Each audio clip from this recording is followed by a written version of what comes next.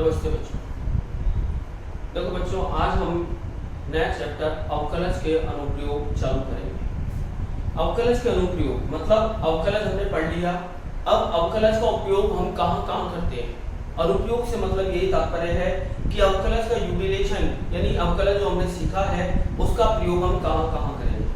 अवकलज के अनुप्रयोग में कई सारे पॉइंट हैं। तो सबसे पहले आज हम जिस पॉइंट की बात कर रहे हैं वो है राशियों में परिवर्तन की दर। राशियों में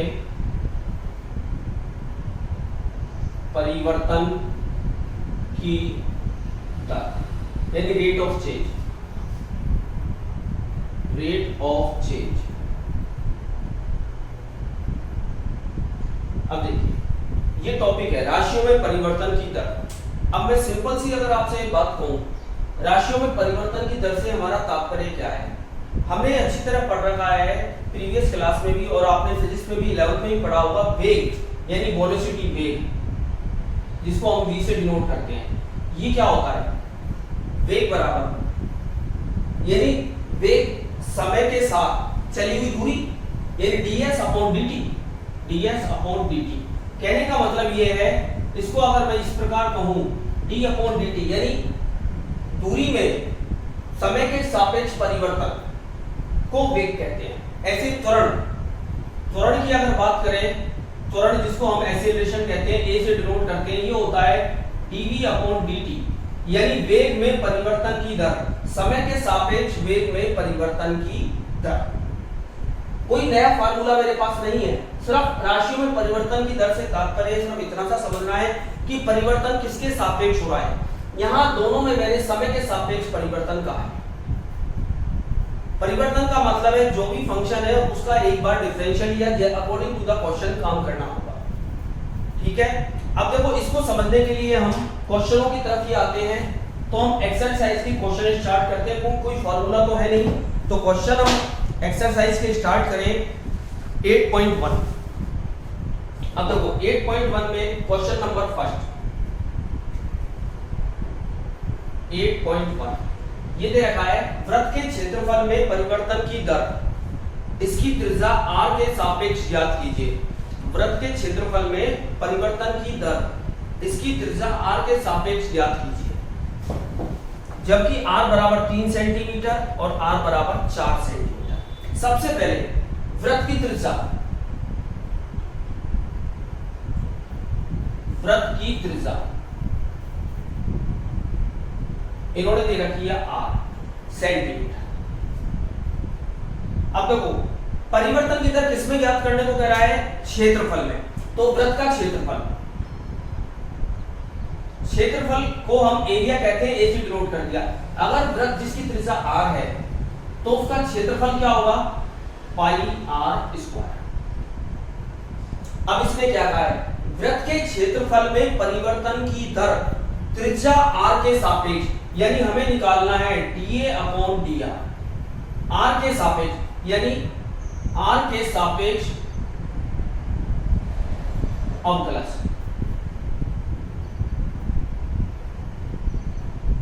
dA अपॉन dr। अब देखो पाई अचर राशि है, r स्क्वायर का किया 2r, पहले स्क्वायर का किया तो 2r और r का 1 यानी ये आ गया 2 पाई r dA अपॉन dr यानी क्षेत्रफल में त्रिज्या के सापेक्ष परिवर्तन की दर। अब इसने क्या कहा है, अब इसमें आगे दो पार्ट गए।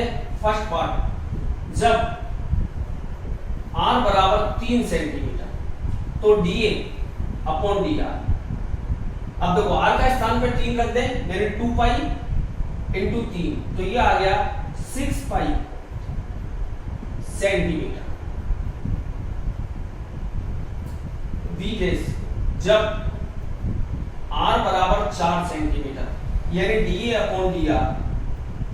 अब देखो r का मान 4 रखा, 4 दूनी 8 पाई सेंटीमीटर। बेटा एक चीज याद रखना, परिवर्तन की दर निकाल रहे हैं तो इकाई हमेशा लिखी जाएगी। अब क्षेत्रफल की जो इकाई है वो होती है सेंटीमीटर स्क्वायर, त्रिज्या हो गई सेंटीमीटर यानी सेंटीमीटर स्क्वायर में सेंटीमीटर का डिवाइड किया तो सेंटीमीटर आया। ठीक है, ये हमारा फर्स्ट क्वेश्चन। समझे इसको, फिर हम सेकंड क्वेश्चन स्टार्ट करते हैं।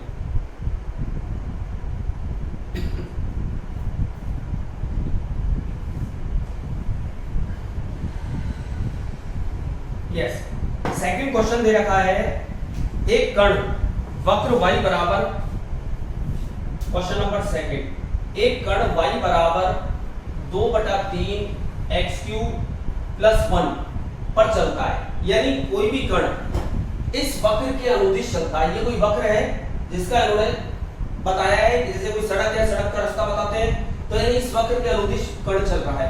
अब इसने आगे कहा है, वक्र पर उन बिंदुओं को ज्ञात करो जहां y निर्देशांक में परिवर्तन की दर x निर्देशांक में परिवर्तन की दर की दुगनी है,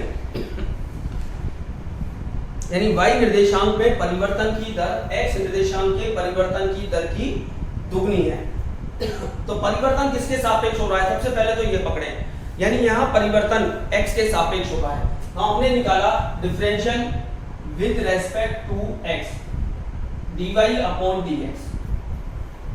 देखिए 2/3 अचर है, x क्यूब का 3x स्क्वायर प्लस 0, तो यहां पर ये आ गया 2x स्क्वायर। अब प्रश्नानुसार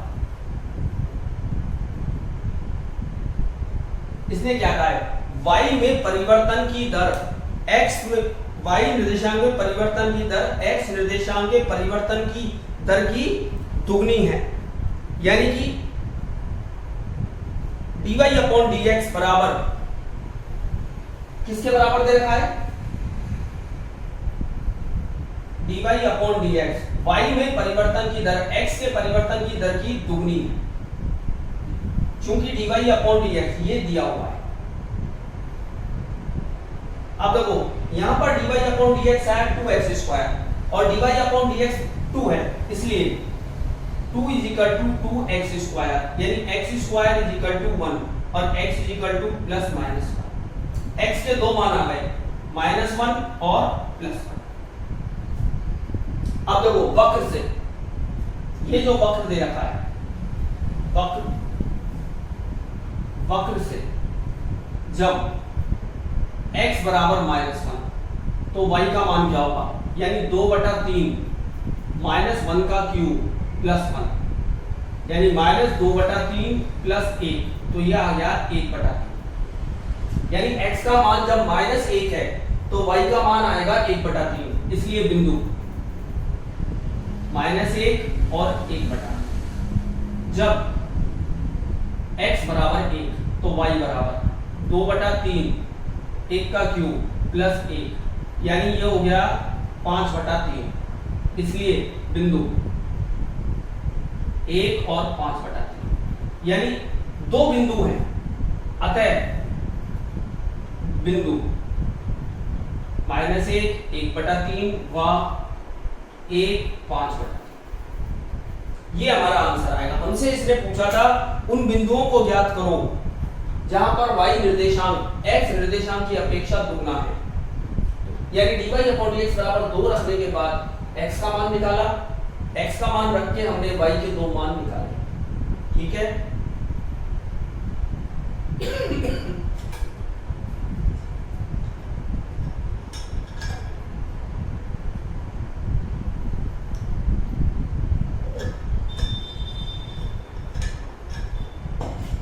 हाँ बच्चों, अब अपन लेते हैं नेक्स्ट पार्ट।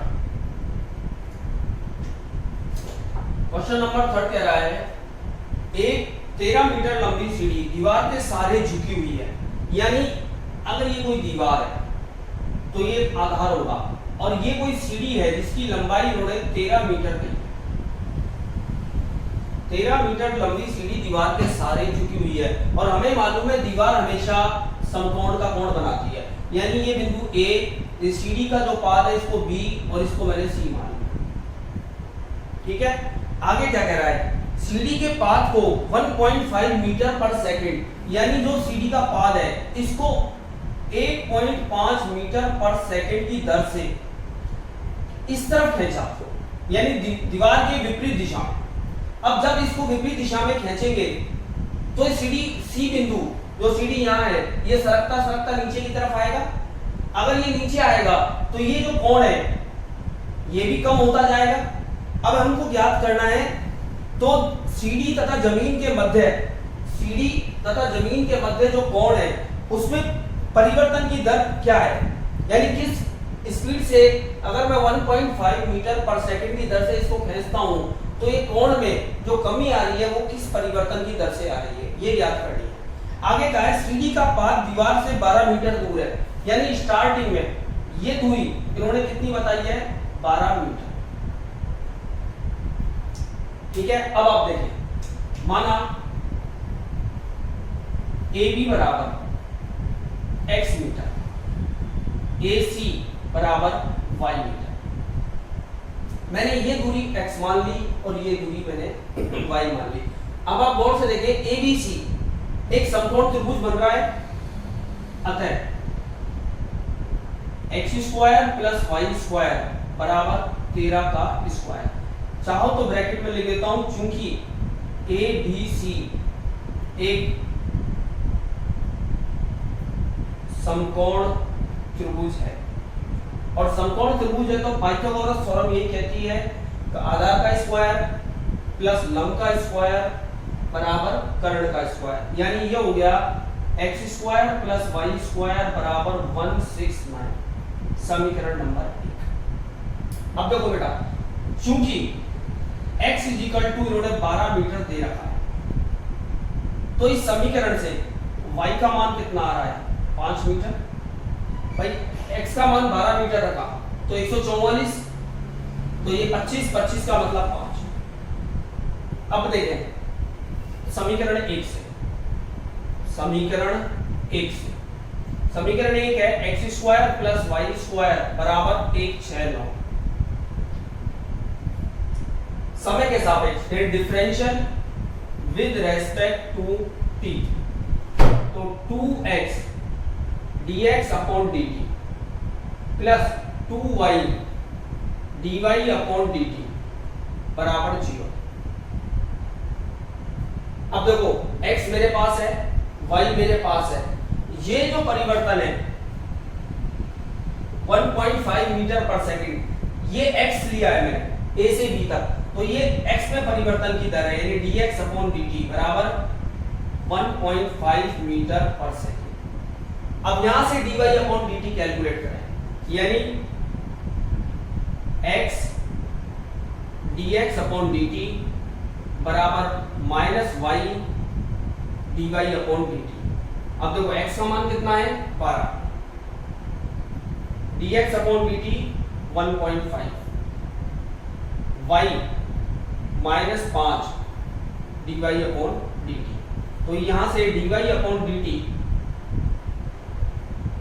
यानी 12 इंटू 1.5 अपॉन माइनस 5, 5 3 36, यानी माइनस के 3.6 मीटर पर सेकेंड। अब देखें माइनस का जो चिन्ह है वो ये शो कर रहा है कि सीडी नीचे की तरफ डिक्रीज हो रही है, यानी इसकी जो ऊंचाई है AC वो कम होती जा रही है। ठीक है, dy अपॉन dt। लेकिन हमको क्या ज्ञात करने को बोला है, हमको इसने पूछा है कोण में परिवर्तन की दर, कोण में परिवर्तन की दर।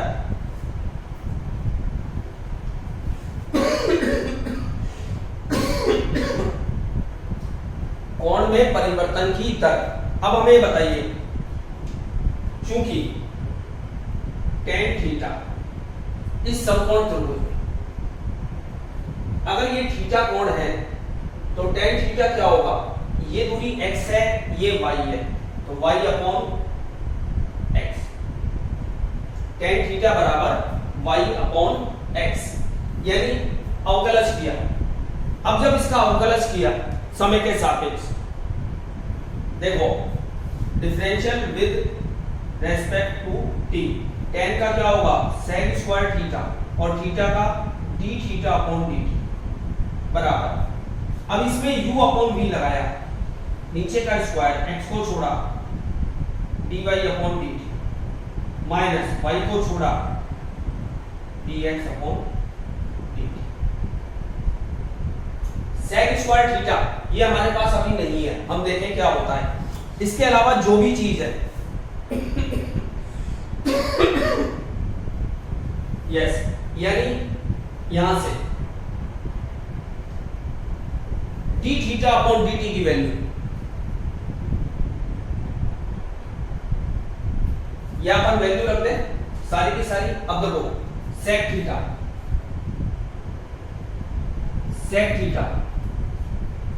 समकोण त्रिभुज की बात करें, सेक इसके बराबर होता है कर्ण बटे आधार, यानी सेक थीटा बराबर होगा 13 बटे x, या मैं कह दूं 13 बटे 12। x का मान कितना है, या अपन इसको कह सकते हैं 13 बटे 12।